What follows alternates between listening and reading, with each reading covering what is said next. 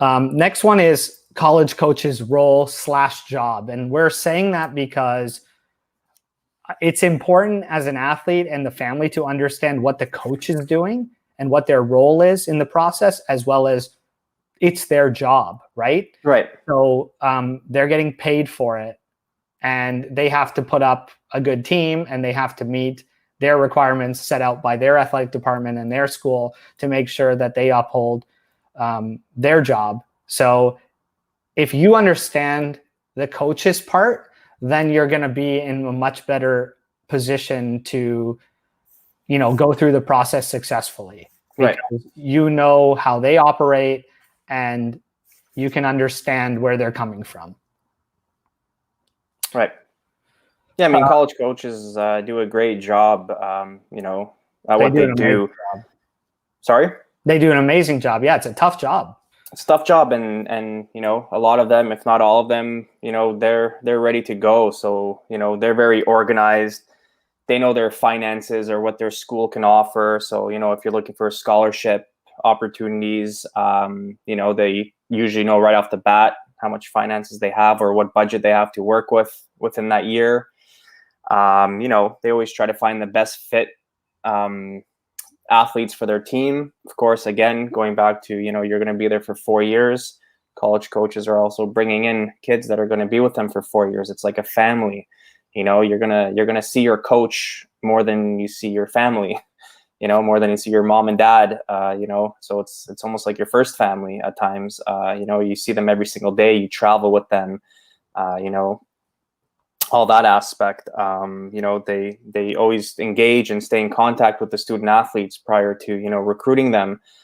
This is also a big part of their job. Of course, they need to show interest. Again, it goes two-way street again. It can't just be, the student athlete showing interest and none from the coach. And then the coach is going to still try to go after that student athlete because they probably chose another school at that point if there's, no interest coming from the coach's side, which usually isn't the case. And then once the process is in motion, it's just getting to know the student athlete, getting to know them better, letting them know about the admissions process, letting them know about the school and how they would fit in other than just the sports program, what other things like their major, what they're studying in, what type of departments, what type of buildings they have regarding that major that they're in. So there's just so much more to it that coaches, educate student athletes on. Oh yeah. Yeah, they're scouting you, and there's admission timelines as well, right? So I mean, if you're a senior and you're narrowing down your schools, there's especially with some of these like D3 schools as we see, there's a lot of strict timelines, and they got to make these timelines. If not, then it's kind of like admissions first, then the sport. So yeah, they have a lot of information. They have a lot of work to do, and they're scouting players, and they're trying to give everybody a chance, to see what they have so they make the right choices as well. And it's important to also understand that their job is to, keep everybody happy as much as they can. They're going to show a lot of interest to the players that they're putting on their, short list to potentially recruit. So you have to also understand that, it's their job to get as many athletes interested in the university as possible, and that whether they recruit you or not, they're going to show everybody a lot of love, and vice versa. Athletes should be showing coaches love. I mean, it's just the way it works, right? Partially it is a business in that sense. So, you have to understand that they have to then select players, and you may or may not get selected, but, they're going to educate and try to find, they ultimately want to find the best athletes that are going to fit in really well with their team. And if you cooperate with them, then you help them do a better job, which helps you find the right fit. So you kind of have to, it's kind of like a help me, help you situation. Right. But they have a role too, and they have to field the best team that they think is right. And, as John, you always say, like, you got to start early so that you can build those relationships and communicate with them often, because if you're not, then you're not really helping them do their job. And exactly. And you got to do your job as well. Ask questions, I hear it all the time. I wonder if. There's always, people are always wondering. Stop wondering. Ask the question. I wonder if they have a football team at this school. I wonder if there's a football field on campus. I wonder if there's, ask the questions. I wonder if they have a certain alumni. Ask questions.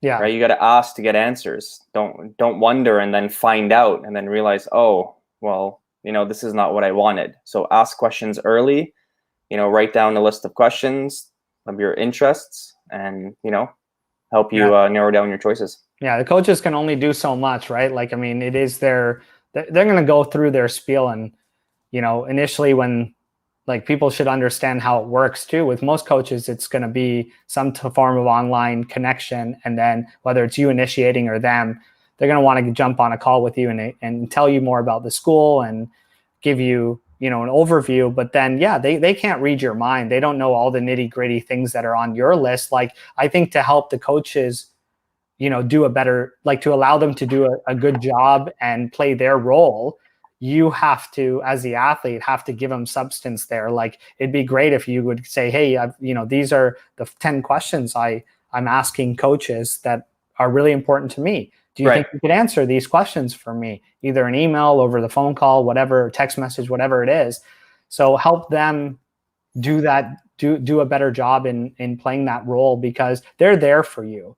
They just can't, they're just not going to go to the point where they're going to try to pull teeth, right? So like, but I think a lot of coaches do try, and even if they don't come off that way, they're there. They're there to help you. They're there to find out if you're a good fit or not. And if you're not, I think most coaches are going to be very honest with you. And at that point, you move on. And there's no surprises either. Like, I did some pretty good research myself before I went on my recruiting trips.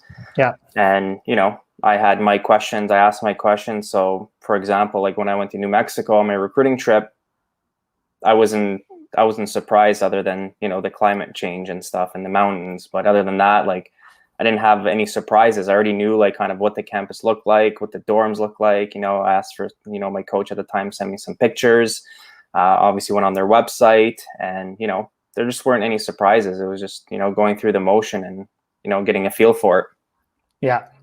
Yeah. It's have to make sure that you just you got to give it your all, and it's uncomfortable at times. I think that's the challenge with some of the athletes and the parents is, that's the challenge of getting out of the comfort zone. But as soon as you do, and you do it with a couple of coaches, it gets easier and easier, and you end up making a good decision. So exactly, we wanted to give you guys this episode of how it really works, to really understand, like, the truths about what's going on and how you can actually benefit from doing this. Now, you have to make it happen. You got to go and make it happen. If you really want to be a student athlete, then you're going to have to be in uncomfortable situations. You're going to have to put in the work. So if we've broken it down. I think, like, if you do all this stuff, and it isn't that difficult.